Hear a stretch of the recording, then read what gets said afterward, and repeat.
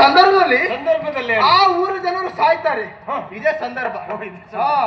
ಸತ್ತಂತ ಸಂದರ್ಭದಲ್ಲಿ ಆ ಊರ ಜನರು ಸತ್ತಂತ ಪಾಪದ ಲೇಪವು ಗರುಡವೋ ಸರ್ಪವೋ ಇಲ್ಲ ಹಾಲು ವ್ಯಾಪಾರಿಯೋ. ಪಾಪದ ಲೇಪ ಯಾರಿಗೆ ಎನ್ನುವುದು ನಿನ್ನ ಪ್ರಶ್ನೆ ಅಲ್ಲ. ಮೊದಲನೇದಾಗಿ ಗರುಡ ತನ್ನದಾದ ಆಹಾರ ಹಾವನ್ನು ಕಟ್ಟಿಕೊಂಡು ಹೋಗ್ತಾ ಇರ್ತದೆ. ಅದರದ್ದು ತಪ್ಪಿಲ್ಲ. ಯಾಕೆ? ಅದರ ಆಹಾರ ಅದು ಪ್ರಾಣೋತ್ಕಮನ ಸ್ಥಿತಿಯಲ್ಲಿದ್ದಂತಹ ಹಾವು ವಿಷವನ್ನು ಕಕ್ಕುತ್ತದೆ.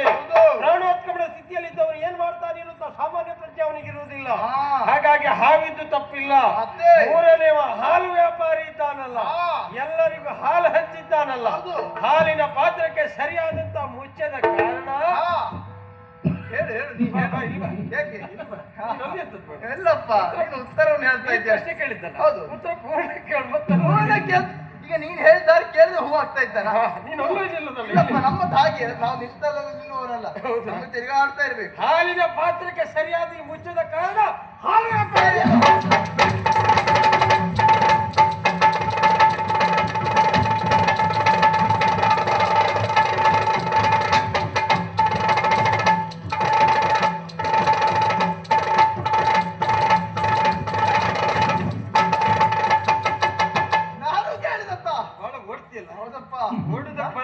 ನಾವು ಹಾಗೆ ಕೇಳಿದ ಮೊದಲನೇ ಪ್ರಶ್ನೆಗೆ ಸರಿಯಾದ ಉತ್ತರ ಕೊಟ್ಟಿದ್ದೆ. ಗ್ರಾಮ ಸಂಖ್ಯೆ 2. ಈಗ 2ನೇ ಹೇಳು.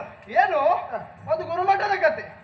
ಗುರುಮಠದಲ್ಲಿ ಹಲವಾರು ವಿದ್ಯಾರ್ಥಿಗಳು ಇರಬೇಕಲ್ಲ. ಹಲವರಲ್ಲಿ ಕೆಲವರಲ್ಲಿ 4 ಮಂದಿ. 4 ಜನ. ನನ್ನ ಕತೆಗೆ ಸಾಕು. ಸಾಕ?